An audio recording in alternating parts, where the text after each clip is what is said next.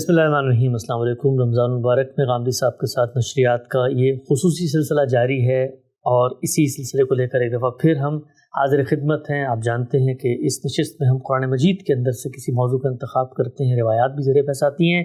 حسب سابق ہمارے ساتھ تشریف فرمائے استاد جناب جاوید احمد غامدی صاحب۔ السلام علیکم غامدی صاحب۔ وعلیکم السلام۔ بہت شکریہ، آپ کے وقت کا آغاز کرتے ہیں۔ پورا رمضان غامدی صاحب شریک گفتگو رہے ہمارے ساتھ اور اس پر ہم ان کے شکر گزار بھی ہیں۔ آج جس موضوع کا ہم نے انتخاب کیا ہے وہ امانت کی حفاظت کا موضوع ہے۔ قرآن مجید میں جا بجائے زیر بحث آتا ہے۔ میرے سامنے قرآن مجید کی سورہ نساء کی چند آیات ہیں، میں پڑھ دیتا ہوں۔ ارشاد فرمایا، ایمان والو، اللہ نے تمہیں ایک عظیم بادشاہی عطا کرنے کا فیصلہ کیا ہے، تو اس موقع پر اللہ تمہیں ہدایت کرتا ہے کہ امانتیں ان کے حقداروں کو ادا کرو، اور جب لوگوں کے درمیان فیصلہ کرو تو انصاف کے ساتھ کرو۔ نہایت اچھی بات ہے یہ جس کی اللہ تمہیں نصیحت کرتا ہے، بے شک اللہ سننے والا اور دیکھنے والا ہے۔ عامر صاحب نے اس بات کی، ان آیات کی اپنی تفسیر البیان میں توضیح بھی کی ہے۔ آپ لکھتے ہیں، امانت کا لفظ ان چیزوں کے لیے آتا ہے جن کا کسی شخص کو امین بنایا جائے۔ یہاں اس سے مراد وہ مناصب اور ذمہ داریاں ہیں جو نظم اجتماعی سے پیدا ہوتی ہیں۔ مدعا یہ ہے کہ تم سے پہلے یہ بادشاہی جن لوگوں کو دی گئی تھی وہ تو اس میں چور ثابت ہوئے، مگر تمہیں ایسا نہیں کرنا چاہیے۔ تمہاری اولین ذمہ داری یہ ہے کہ اس نعمت عظمیٰ کو پانے کے بعد قوم کی امانتیں اہلیت یعنی میرٹ کی بنیاد پر لوگوں کے سپرد کرو، اور عدل و انصاف کو زندگی کے ہر شعبے میں اور اس کی آخری صورت میں قائم کرنے کی جدوجہد کرتے رہو۔ استاد امام مولانا امین حسن اصلاحی نے دوسری بات اپنی تفسیر میں اس طرح واضح کی ہے۔ مولانا امین حسن اصلاحی بھی اس چیز کو اپنی تفسیر تدبر قرآن میں لکھتے ہیں، یہ امانت کے سب سے اہم پہلو کی تفصیل ہے، اور اقتدار کے ساتھ جو ذمہ داری وابستہ ہے اس کی وضاحت بھی۔ جن کو اللہ تعالیٰ اپنی زمین میں اقتدار بخشتا ہے ان پر اولین ذمہ داری جو عائد ہوتی ہے وہ یہی ہے کہ وہ لوگوں کے درمیان پیدا ہونے والے جھگڑوں کو عدل و انصاف کے ساتھ چکائیں۔ عدل کا مطلب یہ ہے کہ قانون کی نگاہ میں امیر و غریب، شریف و وضیع، کالے اور گورے میں کوئی فرق نہ ہو، انصاف خریدنی اور فروختنی چیز نہ بن پائے، اس میں کسی عصبیت، کسی سہل انگاری کو روا نہ مل سکے، کسی دباؤ، کسی زور و اثر، کسی خوف و طمع کو اس پر اثر انداز ہونے کا موقع نہ ملے۔ جن کو بھی اللہ تعالیٰ اس زمین میں اقتدار بخشتا ہے اسی عدل کے لیے بخشتا ہے۔ اس وجہ سے سب سے بڑی ذمہ داری اس چیز کے لیے ہے، خدا کے ہاں عادل حکمران کا اجر بھی بہت بڑا ہے اور غیر عادل کی سزا بھی بہت۔ اس وجہ سے تنبیہ فرمائی ہے کہ یہ بہت اعلیٰ نصیحت ہے جو اللہ تمہیں کر رہا ہے، اس میں کوئی کوتاہی نہ ہو۔ آخر میں اپنی صفات سمیع و بصیر کا حوالہ دیا ہے کہ یاد رکھو خدا سب کو سنتا اور دیکھتا ہے، اور کوئی مخفی سے مخفی نا انصافی بھی اس سے مخفی رہنے والی نہیں ہے۔ ہم سب آغاز کرتے ہیں، ویسے تو قرآن مجید کا یہ اعجاز ہے کہ جو باتیں وہ بیان کرتا ہے وہ علم اور عقل کے مسلمات پر مبنی ہوتی ہے۔ اگر وہ تاریخ کا بھی کوئی حوالہ دیتا ہے تو وہ بھی مسلمہ ہوتی ہے، اور جو چیز وہ کہتا ہے اتنی واضح، اتنی بدی ہے، لیکن چیزوں کو کھولنا، چیزوں کی وضاحت کرنا، اس سے چیزوں کا شعور بھی حاصل ہوتا ہے، ان کے اعماق میں اتر کر ان کا ادراک بھی ہوتا ہے۔ پوچھنا میں آپ سے چاہتا ہوں کہ اللہ تعالیٰ یہ کہتے ہیں کہ امانتیں تمہیں دی ہوئی ہیں زندگی کے کسی بھی معاملے میں ہو، یہاں پر تو ایک خاص کانٹیکسٹ میں بات ہے، لیکن ہم سب اپنی زندگی میں دیکھتے ہیں کہ ہمیں اقتدار حاصل ہوتا ہے، ہم دفتر میں ہیں تو وہاں باس بنتے ہیں، نوکری دیتے ہیں، حکمران ہیں تو وہاں وزیروں کا تعین کرتے ہیں۔ میں نے اگر کسی شخص کی تعین کی ہے تو اس کو متعین کر دیا کسی جگہ پہ اور وہ ٹھیک نہیں ہے، تو اب یہ کہ میری دینی اخلاقی ذمہ داری ہے کہ میں اس کو وہاں سے ہٹاؤں، اور یہی سوال آگے بڑھ کے عوام کے انتخاب میں بھی سامنے آتا ہے۔ ہم لوگ ووٹ دے کے لوگوں کا انتخاب کرتے ہیں، ہمیں اگر پتہ ہو کہ یہ لوگ کرپٹ ہیں یا ان کے معاملات ٹھیک نہیں ہیں تو کیا وہ ہم بھی ذمہ دار ہوں گے اس بات؟ اس میں کیا شبہ ہے، جہاں اختیار پایا جاتا ہے وہاں ذمہ داری بھی ہے، جواب دہی بھی ہے، مسئولیت بھی ہے۔ اسی کو قرآن مجید نے جگہ جگہ واضح کیا ہے۔ ہم انسانوں کو اللہ تعالیٰ نے امتحان میں ڈالا ہے۔ کیوں ڈالا ہے؟ اس لیے کہ ارادہ و اختیار دیا گیا ہے۔ ارادہ و اختیار کے ساتھ مسئولیت یا جواب دہی لگی ہوئی ہے۔ مجھے اگر ارادہ و اختیار دیا گیا ہے تو اب میں یہ نہیں کہہ سکتا کہ مجھ سے کوئی چیز سرزد ہو گئی ہے۔ میں جو کچھ کروں گا سوچ سمجھ کر کروں گا، ارادے سے کروں گا، اس کا فیصلہ کروں گا۔ مجھے اللہ تعالیٰ نے عقل دی ہے، عقل دی ہے تو اس کی روشنی میں چیز کا جائزہ لوں گا۔ مجھے حادثہ اخلاقی دیا ہے، دیکھوں گا وہ چیز صحیح ہے، وہ چیز غلط ہے۔ تو جب یہ سب کچھ مجھے دیا گیا ہے، یہ میرے پاس اللہ کی امانت ہے، ان کا میں غلط استعمال کیسے کر سکتا ہوں؟ مجھے ہر مرحلے میں ان کا صحیح استعمال کرنا ہے اور احساس ذمہ داری کے ساتھ کرنا ہے۔ یہ بالکل صحیح ہے کہ یہ بڑا وسیع معاملہ ہے، یعنی میں ایک باپ کی حیثیت رکھتا ہوں، وہاں مجھے کچھ فیصلے کرنے ہوتے ہیں۔ شوہر کی حیثیت رکھتا ہوں وہاں کچھ فیصلے کرنے ہوتے ہیں۔ مائیں بسا اوقات گھروں میں ایک خاص اقتدار حاصل کر لیتی ہیں، بچوں پر تو ان کو ہوتا ہی ہے، ان کو بھی فیصلے کرنے ہوتے ہیں۔ ان سب جگہوں پر یہی ہدایت ہے۔ اصول کے لحاظ سے قرآن مجید نے یہاں سیاسی نظم کے بارے میں یہ ہدایت دی ہے، لیکن جس قدر پر یہ مبنی ہے وہ تو پوری زندگی کا احاطہ کرتی ہے۔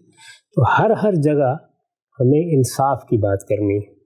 میں اس سے پہلے بھی واضح کر چکا ہوں کہ ہمارے دین میں انصاف کی بات کہنے، انصاف پر قائم رہنے، جس کو قائم بالقسط کے الفاظ سے قرآن نے ادا کیا ہے، اس کو ایمان کا لازمی تقاضا بنا دیا گیا۔ اس میں اللہ تعالیٰ کی طرف سے کوئی رعایت نہیں ہے۔ انسان کو حق بات کہنی ہے، حق بات پر کھڑا ہونا ہے، حق کا علمبردار بن کر رہنا ہے۔ حق کے لیے اگر جان بھی دینی پڑ جائے تو دینے سے دریغ نہیں کرنا۔ یہی وہ ایمان ہے جس ایمان پر ہم کو قائم کیا گیا ہے۔ اس لیے ہماری انفرادی زندگی، ہماری خاندانی زندگی، ہماری معاشرتی زندگی، اسی طرح ہم معاش کی جدوجہد کرنے باہر نکلتے ہیں، ہر جگہ یہ مطلوب ہے۔ یہاں خاص طور پر سیاسی زندگی کو بیان کیا ہے اور یہ بتایا ہے کہ دو چیزوں کا لحاظ کرنا ہے تمہیں۔ ایک یہ کہ ذمہ داریاں جب دی جائیں اہل لوگوں کو دی جائیں، اس میں غلطی ہو سکتی ہے۔ پھر اہلیت کے تعین کی نوعیت بھی بعض مناسب کے لحاظ سے، بعض ذمہ داریوں کے لحاظ سے مختلف ہو سکتی ہے۔ مثلا انتظامی ذمہ داریوں کے لیے اور طرح کی اہلیت چاہیے ہوتی ہے، سیاسی ذمہ داریوں کے لیے اور طرح کی اہلیت چاہیے ہوتی ہے۔ وہ اہلیت جو فوج میں کسی شخص کا تقرر کرنے کے لیے چاہیے، ظاہر ہے اس کو سیاست پر نہیں لایا جا سکتا۔ اسی طرح عدلیہ کے لیے اگر کسی کا تقرر کرنا ہے تو وہاں کچھ دوسری چیزیں دیکھنی ہوں گی۔ تو ہر جگہ کے بارے میں یہ طے کرنا کہ اس میں کیا میرٹ ہے، اس میں کیا اصول ہوں گے، اس میں کن اخلاقی حدود کا خیال رکھنا ضروری ہے، اس میں کیا اوصاف دیکھنے ہیں، یہ اخلاقی ذمہ داری ہے، یہ دینی ذمہ داری ہے۔ اس کے لیے ہم میں سے ہر شخص جواب دے۔ آپ نے فرمایا کہ کیا ہم جب لوگوں کا انتخاب کر رہے ہوتے ہیں، ظاہر ہے کہ یہ ایک بڑا فیصلہ ہے، یعنی میں ایک رائے دے رہا ہوں۔ یہ نہ تو سنی سنائی باتوں کی بنیاد پر دینی چاہیے، نہ اپنے ذہنی رجحانات کو اس میں دخل انداز ہونے دینا چاہیے، نہ اس طرح کی چیزیں جو محض لوگوں کے لیے جاذبیت کا باعث بن جاتی ہیں وہ فیصلہ کن ہونی چاہیے۔ اس میں لازماً تین چیزیں دیکھنی چاہیے، اور یہ تین چیزیں اس آیت کا تقاضا ہے کہ دیکھی جائے۔ ایک یہ کہ جو لوگ حکمران کی حیثیت سے منتخب کیے جا رہے ہیں، یا جن کو آگے چل کے ہماری مقننہ بنانی ہے، کیونکہ اب حکمرانی تقسیم ہو گئی ہے بڑی حد تک، جن لوگوں کو بھی ذمہ داری کے اس منصب پر جانا ہے اور ہمیں حق دیا گیا ہے کہ ہم ان کا انتخاب کریں۔ ایک تو وہ زمانہ تھا کہ یہ حق حاصل نہیں تھا، لوگ عام طور پر میدان جنگ میں فیصلہ کرتے تھے۔ اب اگر یہ حق مجھے، آپ کو، عام آدمی کو ملا ہے، تو اللہ تعالیٰ نے جو شعور ہمیں دیا ہے، اس شعور کی روشنی میں ہمیں یہ دیکھنا ہے کہ اللہ تعالیٰ کی ہدایت کیا ہے۔ اللہ تعالیٰ کی اس ہدایت کا تقاضا ہے کہ سب سے پہلے ہم یہ دیکھیں کہ جو اس شعبے کا ضابطۂ اخلاق بنتا ہے، کیا یہ شخص اس کی پابندی کرتا ہے؟ اچھا، یعنی کیا یہ قانون کا پابند ہے؟ کیا یہ جمہوری اقدار کو ملحوظ رکھتا ہے؟ کیا یہ جو نظم معاشرے کے لیے بنایا گیا اس نظم کا حصہ بن کے چلنے کے لیے تیار ہے؟ یہ ساری چیزیں جتنی بھی دیکھی جاتی ہیں تاکہ امن و امان میں کوئی خلل پیدا نہ ہو، ادھر ادھر کے انقلابی نظریات صورتحال کو مختل نہ کر دیں، بلکہ جو نظم بنایا گیا ہے اس کے اندر لوگ چلیں۔ مثلا اگر جمہوریت پر مبنی نظم ہے تو جمہوریت میں سب کو ساتھ لے کے چلنا ہوتا ہے۔ جمہوریت کسی ایک جماعت یا ایک شخص کا نام نہیں ہے، اس میں مختلف طبقات ہوں گے، مختلف نقطہ نظر ہوں گے، مختلف سیاسی رہنما ہوں گے۔ ایسا بھی ہو سکتا ہے کہ لوگ بلا شرکت غیر اقتدار کا حق دے دیں، اور ایسا بھی ہو سکتا ہے کہ دوسرے لوگوں کے ساتھ مل کر حکومتیں بنانی پڑے۔ ان سب چیزوں کے لیے جو طبیعت اور مزاج ہے وہ ایسا ہونا چاہیے کہ ضابطۂ اخلاق کی پابندی کریں، ایک دوسرے کا احترام کرنا، ایک دوسرے کی عزت کرنا، ایک دوسرے کی جگہ کو تسلیم کرنا، تسلیم کر کے معاملہ کر کے معاملات کو لے کے چلنا، یہ چیز ضابطۂ اخلاق کا ناگزیر تقاضا ہے۔ اس طرح ہر شعبے کا ایک کوڈ آف کنڈکٹ ہوتا ہے، وہ یہاں بھی ناگزیر ہے۔ दूसरे ये कि जिस मनसब के लिए मंतखब किया जा रहा है उसकी क्या अहलियत है। पहली बार किसी का इंतखाब हो रहा है तो उसमें तो ज़ाहिर है कि अंदाज़ा ही लगाया जा सकता है, लेकिन जब लोग एक बार जिम्मेदारी हासिल कर लेते हैं, 2, 3, 4 साल हम उनको देख लेते हैं, तो तब तो पता चल जाता है ना कि इनकी अहलियत क्या है। तो अहलियत के मामले में सोच समझ कर फैसला किया जाए कि वाकई ये पार्टी या ये पार्टी का सरबराह या ये शख्स अगर मैं इसको असम्बली में भेज रहा हूँ या सेनेट में भेज रहा हूँ या किसी पार्लिमान में भेज रहा हूँ तो ये इसका अहल है, इसकी अहलियत का अंदाज़ा करना चाहिए। और तीसरी चीज़ ये है कि वो सोसाइटी के लिए क्या प्रोग्राम रखता है, वो प्रोग्राम कोई तामीरी प्रोग्राम है या सिरासत तकरीब है। तो अगर कोई तामीरी प्रोग्राम है तो उसके क्या हुदूद है, कितना काबिल अमल है, इसमें ज़ाहिर है कि मुख्तलिफ आरा हो सकती हैं और इसी बुनियाद पर लोग असल में मुख्तलिफ लोगों का भी फैसला, लेकिन कुछ ना कुछ तो होना चाहिए ना, कुछ ना कुछ तो हर हाल होना चाहिए। यानी आप किसी विजन को देखकर ही किसी शख्स के हक़ में राय देंगे तो ये तो खैर हुक्मरानों के बारे में। अब जो जिम्मेदारी हासिल कर ले उनको फिर हिदायत फरमाइए कि तुम्हें अब जो जिम्मेदारी दी गई है उसका सबसे बड़ा तकाजा क्या है। सबसे बड़ा तकाजा ये है कि जो आगे जिम्मेदारियां तुमने देनी है वो भी मेरिट की बुनियाद पर दो, अहलियत की बुनियाद पर दो। और लोगों के दरमियान जहाँ कोई फैसला करना पड़े, फैसला सिर्फ झगड़ों का नहीं होता, जिम्मेदारियां देने का फैसला है, लोगों को मुनासिब अता करने का फैसला है, लोगों को कोई सहूलत महम पहुँचाने का फैसला है। अगर अमन व अमान के लिए कोई इक़दामात करने हैं तो उसमें जिम्मेदारियां देने का फैसला है। गरज ये कि फ़ैसलों की हज़ारों नौइयतें हैं जो रियासत, हुकूमत और उसके इदारों से मुतल्लिक़ हो जाती हैं, तो उन सब जगहों पर यह फरमाया कि अदल से काम लो। यही अदल है जो फिर अदल इज्तिमाई बन जाता है। यानी सोसाइटी में जो कुछ मसाइल मौजूद है वो भी ज़ाहिर है रियासत में या हुकूमत में हुक्मरानों ही की सवाबदीद पर चले जाते हैं। अल्लाह ताला ने ये ज़मीन दी है, ये उसकी बहुत बड़ी इनायत है, इसके अंदर बहुत से ख़जाने छुपे हुए हैं।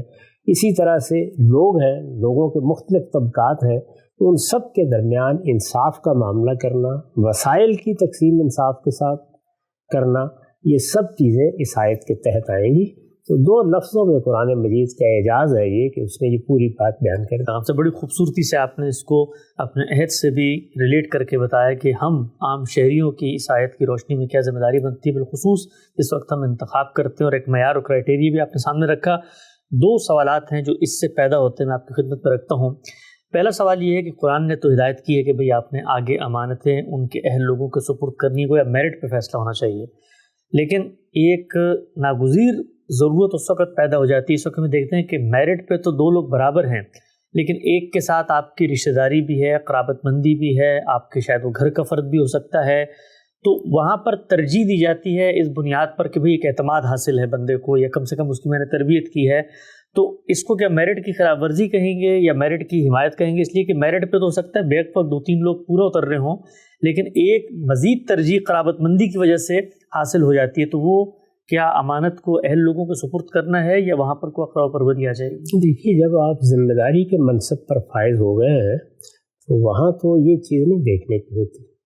वहाँ तो यही देखा जाएगा कि सबसे बेहतर कौन है, और अगर सब लोग बराबर हैं तो फिर फैसला कुरा डाल के कर लेना चाहिए।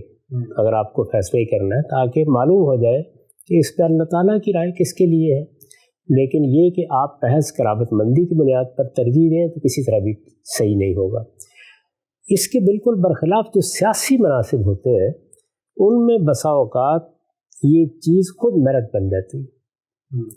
यानी एक तो इंतज़ामी नौइयत की जिम्मेदारियाँ हैं, जो सियासी मनासिब है इनमें ये चीज़ खुद जिम्मेदारी बन जाती है कि ये देखा जाए कि किसी ख़ानदान को या किसी इदारे को ऐसी हैसियत तो हासिल नहीं हो गई जिसमें लोगों को मुत्तहद रखने ही में उसका एक बुनियादी किरदार है। तो इसमें बाज़ औक़ात फ़ैसलों की नौइयत मुख्तलिफ भी हो जाती है, लेकिन वो बहरहाल मेरिट पर होने चाहिए, यानी उनकी बुनियाद अहलियत होनी चाहिए, ना कि महज आपका ताल्लुक़ होना चाहिए। नुक्ता बिल्कुल वाज़ेह हुआ। अच्छा, आपने एक बात फरमाई, हम सब के हक़ और सच की गवाही देनी है, शहादत देनी है, कायम बिल क़िस्त रहना है, और मुसलमान को इस मामले में किसी खौफ और किसी ख़तरे से ऊपर उठ के सच्चाई की बात करनी चाहिए।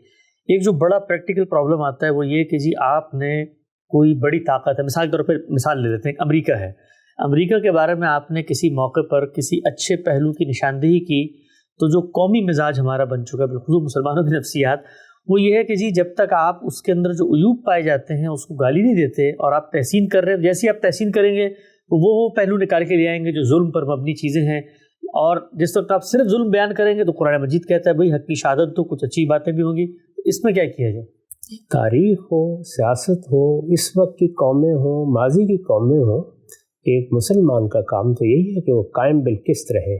قیام بالقسط کا تعلق ہر فیصلے سے، ہم جب ماضی کی تاریخ پر گفتگو کر رہے ہوتے ہیں، مثلاً رسالت مآب صلی اللہ علیہ وسلم کا عہد ہے، صحابہ کرام کا عہد ہے، ان کے مابین بھی اختلافات ہوئے، صحابہ کرام کے مابین سیاسی اختلافات بھی ہیں، علمی اختلافات بھی ہیں، وہاں پر بھی آپ کو کوئی ترجیح قائم کرنی ہوتی ہے۔ بعض موقعوں پر آپ کہتے ہیں کہ یہاں فلاں کا نقطہ نظر یا فلاں کی رائے یا فلاں کی تدبیر زیادہ درست تھی۔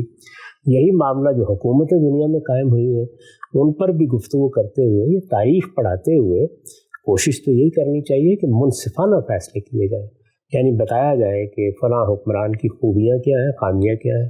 عالمگیر کے بارے میں لوگ کہتے ہیں کہ وہ اس کے مستحق تھے کہ ان کو خلیفہ راشد قرار دیا جائے، لیکن ان کی بہت سی ایسی چیزیں ہیں جن پر سخت تنقید ہوتی، مثلاً اقتدار میں آنے کے لیے جو بعض اقدامات ان کو کرنے پڑے ان پر لوگ اب بھی تنقید کرتے ہیں۔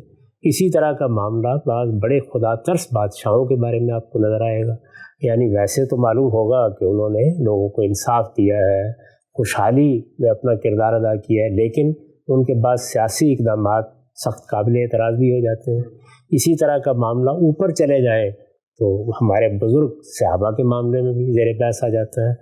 موجودہ زمانے میں بھی اسی طرح سے انصاف کی بات کرنی چاہیے۔ اگر کوئی اس وقت کی حکومت ہے، کوئی بڑی سیاسی قوت ہے، اسی طرح سے اگر کوئی سپر پاور ہے، کوئی ادارہ بنا ہوا ہے جیسے اقوام متحدہ ہے، اس میں بھی آپ بہت سے فیصلے ایسے دیکھیں گے یا بہت سی خوبیاں دیکھیں گے جو انسانیت کے لیے بہتری کا باعث بنی ہے، اور بعض جگہوں کے اوپر بڑی بزدلی دیکھیں گے، غلط فیصلے دیکھیں گے۔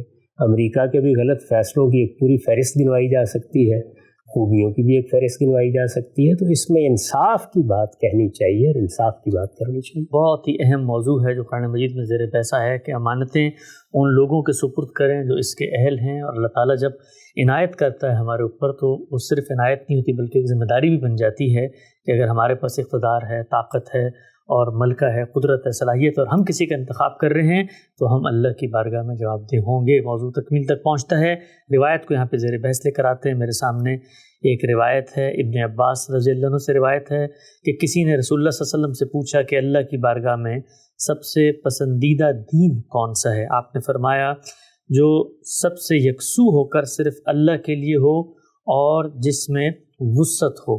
اس بات کی توضیح کی ہے غامدی صاحب نے، انہوں نے لکھا ہے کہ اللہ کا دین تو ایک ہی ہے، لہٰذا دین سے مراد یہاں اس کی وہ صورتیں ہیں جو لوگوں نے اپنی تعبیرات کے لحاظ سے پیدا کر لی ہیں، جیسے یہودیت اور نصرانیت وغیرہ۔ اور پھر آگے لکھا ہے کہ یہ اسلام کی تعریف ہے، جس طرح کے خدا کے پیغمبروں نے اسے پیش کیا، چنانچہ قرآن سے جو اس کی صورت سامنے آتی ہے اس میں زمین و آسمان کے پروردگار کے لیے وہی یکسوئی اور علم و عمل کے لحاظ سے وہی وسعت ہے جس کا ذکر روایت میں ہوا ہے۔ ایک اور روایت میں پڑھ دیتا ہوں، ابو ہریرہ رضی اللہ عنہ کی روایت ہے کہ رسول اللہ صلی اللہ علیہ وسلم نے فرمایا اس میں شبہ نہیں کہ دین آسان ہے، اس میں شدت اختیار کر کے جو شخص بھی اسے پچھاڑنے کی کوشش کرے گا یہ اس کو عاجز کر دے گا۔ سورہ راست کی رہنمائی کرو اور مینا روی اختیار کرو اور لوگوں کو بشارت دو اور ان کے لیے آسانیاں پیدا کرو، اور صبح و شام اور رات کے کچھ حصے میں اللہ سے مدد مانگتے رہو۔ ہم سب یہ جو بات ہے میں نے روایت میں پڑھ کے سنا دی کہ دین آسان ہے، آسانیاں پیدا کرو، اگر روایت سے ہٹ کے اس کو کوئی عالم آج کے دور میں بیان کرے تو ہم نے یہ دیکھا ہے کہ اتنا رد عمل آتا ہے مذہبی علماء کی جانب سے، اور کہا جاتا ہے کہ بھئی یہ تو آوا کی پیروی ہے، خواہشات کی پیروی ہے، دین کو آسان کر دیا انہوں نے، تو اللہ کی مشکل ہے، اللہ کی منشا کی یافت، اس کی خواہش کی دریافت میں کیسے ہو سکتا ہے کہ یہ آسانی ہو؟ وہاں تو آپ نے جان جوخم میں ڈالنی ہے، بڑے ترددات ہیں، بڑی مشکلیں ہیں۔ تو اللہ کے پیغمبر تو اتنی سادہ بات بتا رہے ہیں کہ بھئی یہ آسان دین ہے، فطرت کے مطابق دین ہے، اس کو یہ اپنے اثر و اغلال سے آلودہ کرنے کی کوشش نہ کرو۔ اس میں کیا شبہ ہے؟ اللہ تعالیٰ نے بھی یہی بات بتائی ہے، اللہ کے پیغمبر نے بھی یہی بتایا۔ جب کوئی چیز فطرت کے مطابق، قرآن مجید نے دین کا تعارف کرایا کہ فطرت اللہ التی فطر الناس علیہ ذالک الدین القیم، یعنی یہ تو اللہ کی بنائی ہوئی فطرت کا اظہار ہے، تو فطرت کا اظہار مشکل کیسے ہو سکتا ہے؟ یعنی جو مشقت ہماری فطرت چاہتی ہے کہ ہم اٹھائیں उतनी ही मशक्क़त है। इसीलिए उसूल में बयान कर दिया कि ला युकल्लिफुल्लाहु नफ्सन इल्ला वुसअहा। इस दीन में अहकाम हैं, हिदायत हैं, फिर उनमें रुखसतें हैं, उनमें इंसानी मसाले का लिहाज है, वो सारी चीज़ें मलहूज़ हैं जो एक दीन फितरत को मलहूज़ रखनी चाहिए। तो यहाँ तो कोई ऐसी बात कभी नहीं कही है कि मेरा दीन बहुत मुश्किल है और मैं तुम्हें मुश्किल में डालना चाहता हूँ, और मुश्किल होगा तो सही होगा और आसान होगा तो गलत होगा।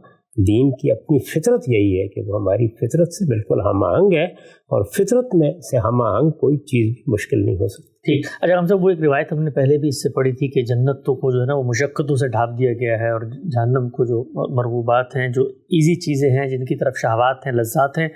तो ये बात तो ठीक है अपनी जगह पे कि दीन आसान है, लेकिन जो जन्नत की शहरियत का अपने आप को मुस्तहिक बनाना है, उसके लिए एक कठिन वादी है जिससे हमने गुजरना है। हमारी फितरत और हमारा इरादा इख्तियार उसके साथ खड़ा हुआ है, लेकिन मुशक्क़त तो बाहर कैफ़ है ना जी। वो वही मशक्क़त है जो इंसान उठाता है और खुशी से उठाता है। यानी मैं जब अपने अखलाकी वजूद के तकाज़े पूरे करते हुए किसी गरीब की मदद करता हूँ या अपना कमाया हुआ माल किसी को देता हूँ, तो ये कोई मशक्क़त नहीं है जो मुझ पर डाल दी गई है, ये मेरी फितरत का तकाज़ा है। और मेरी फितरत का ये तकाज़ा पूरा करते वक्त मुझे बहरहाल अपनी कुछ ख्वाहिशात को रोकना पड़ता है। दूसरी रवायत में ये बात बयान की गई है, उसका ये मतलब नहीं है कि किसी को आपने दार पर चढ़ाना है तो उसके बाद ही दीन का तकाज़ा पूरा होगा। नहीं, फितरत के अंदर वो चीज़ें रखी गई हैं जिनमें से आप उन चीज़ों का इंतखाब करते हैं, खा उसमें कुछ मशक्क़त उठानी पड़ जाए, जो अल्लाह को मतलूब है, जिनको अल्लाह पसंद करता है। तो ये बात है बयान की गई। बहसियत मजमूई दीन की पूरी हिदायत आसानी और युसर पर मबनी। ठीक। हम सब आखिरी बात बयान कीजिएगा, जो कुरान मजीद ने कहा है कि जिस वक़्त हमने इस किताब का बोझ जो है वो ज़मीन और आसमान और पहाड़ों की तरफ किया तो उन्होंने इनकार कर दिया और इंसानों ने उस पर आमादी। तो ये भी इसी चीज़ की एक तरह की तमसील है कि हम सब अपने शऊर और अपनी कैपेसिटी में अपने आप को इस काबिल समझते हैं कि हम ये बोझ उठा लें। इसमें क्या शक है, हमें इरादा और इख्तियार दिया गया है। हम बहुत सी नई दुनियाएं दरियाफ्त करते हैं कि आप देखते हैं कि मौत सामने नज़र आती होती है, लेकिन फिर भी इंसान अज़्म करता है, इरादा करता है और वो मालूम नहीं क्या क्या इक़दाम कर डालता है। तो ये सारी चीज़ें इंसान की फितरत के अंदर मौजूद है। तो फितरत के अंदर या फितरत से हम आहंग मशक्क़तें वो मशक्क़तें नहीं हैं जिनको काबिल मज़म्मत समझा जाए। जब उस हद से आगे बढ़कर किसी मशक्क़त में लोगों को मुब्तला किया जाता है तो वहाँ हम उस दीन फितरत से बेआहंग कर देते हैं चीज़ों को। इससे इज्तनाब करना चाहिए। अब तो बिल्कुल वाज़ेह हो गया। रमज़ान के अंदर गामदी साहब के साथ हम यहाँ मौजूद थे। वक्त ख़त्म होता है, कल दोबारा इसी हाज़िर खिदमत होंगे। अब तक आपको बहुत शुक्रिया।